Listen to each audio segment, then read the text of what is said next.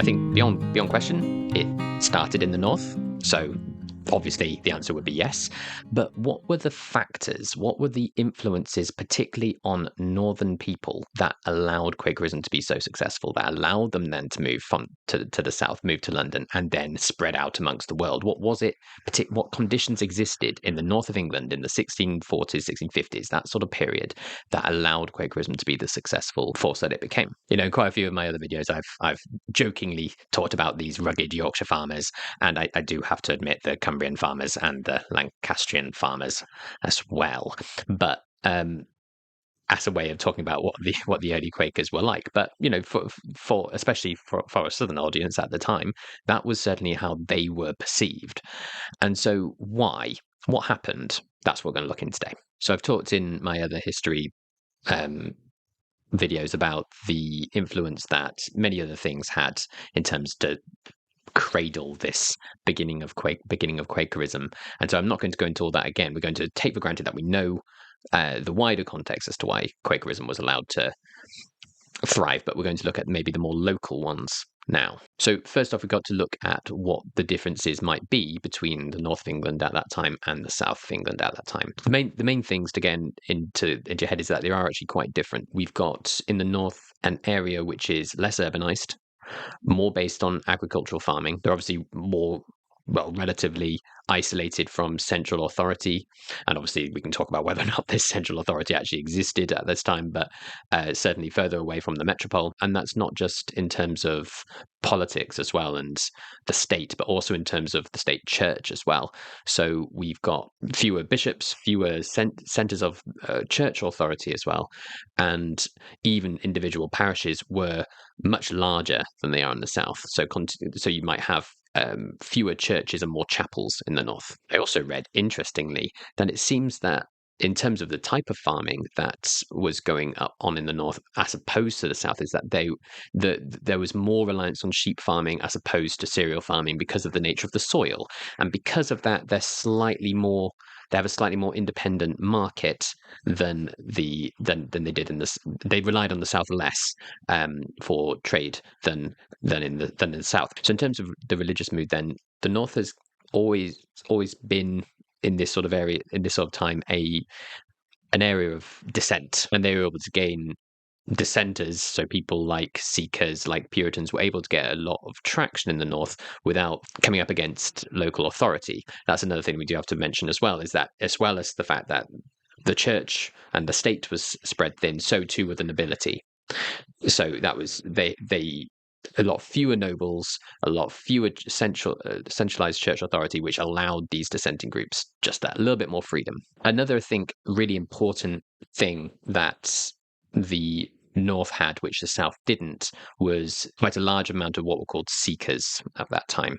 They were a lot more common in the north than they were in the south. So these were people who were kind of proto-Quakers in many ways. There were different types of seeker that it wasn't a unified body, but certainly one group, the Westmoreland Seekers, were paramount in terms of starting the Quaker movement. When George Fox came into Cumbria, this was the group that he convinced and propelled him from having very few followers to having a much larger following. And for the same reason that I mentioned in why Quakerism developed in the north, the same was true for why the Seekers was there. But I think that initial seed of these groups of people gave a springboard to Quakerism. I suppose in comparison to this, because the Quakers weren't obviously the only religious dissidents at this time, there were many. And if you think of maybe the more famous ones, at the time you might have people like the Fifth Monarchists, you might have the Diggers, and you might have the Ranters, who all were really much centered around the south. And so what's the difference then? What did Quakerism offer? What did the southern sects offer, and what was different? And could it be that it was something to do with the inherency of the north, which meant that Quakerism what it was? And I think there is. So if you look at things like the Fifth Monarchists, like the Ranters, like the Diggers, all of these groups tended to have a more of a social and economic policy. Quakerism doesn't really have that, especially not initially. And that makes sense in an area which is more urbanized, where that socioeconomic polarization is more obvious. And in a time which is heavily unstable, those factors are going to be very important. Now, that's not to say that they didn't have deeply spiritual convictions as well. I'm not saying that, but I'm saying that their spiritual convictions led to social and economic policies, if you will. They were also more brutally repressed. And so you had, none of these groups exist today, for example. So, whereas Quakerism did. So, because it had this area where it was less controlled, it had a more willing audience in terms of the seekers, and had a population who were known for their anti-establishment stance, that allowed Quakerism to flourish. Especially also that they managed to find a place from which they could center themselves, and that became Swarthmore Hall. Now, arguably, they could have found that anywhere, but I think we can't deny the fact that another reason why Quakerism did well because it was very well led by people like Margaret Fell, like people like James Naylor, people like George Fox. So the individuals do matter, but I think I'm trying to put this in sort of a wider context of why the North versus the South. Now, it does have to be said, although, yes, as a Northerner, I am thrilled by this analysis that is heavily biased, but I think one does also have to admit, however, that it wasn't until the Quakers went to London that Quakerism really took off nationally, probably because of the same reasons that allowed it to be so successful in the North, meant that it could only grow so far by staying there. It was more isolated. It meant that ideas weren't crossing nationally in the same way that ideas could from the South, from London especially. For example, I think if Quakerism had just remained in the North, I think it could have been very popular, and I think it could have, in exactly the same way that it actually did, the levels of popularity it did reach in the North. I think that would obviously have remained, but I think if the decision weren't taken to move to the South at all, I think it probably could have fizzled out.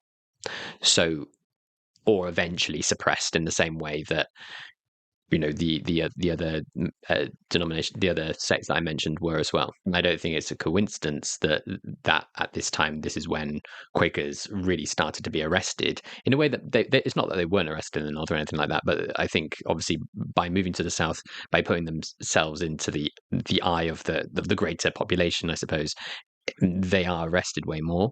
I don't think it's any surprise that the first Quaker to die in prison, who was only like 18 years old at the time, Thomas Parnell, he died in Colchester in Essex, with the great advantage of Quakerism moving to the South. It did also have a lot more risk than it would have had it just stayed in the North. But the rewards were probably in the long term, obviously in terms of the long-term success, probably necessary. I think there's also something to be said about the type of faith that was developed as well. So that Quakerism was based more on this internal discovery of Christ within. And I think that, if not an inherently northern thing, I think is probably way more receptive in the North, not just because of these seekers, but just because these seekers had this same sort of idea.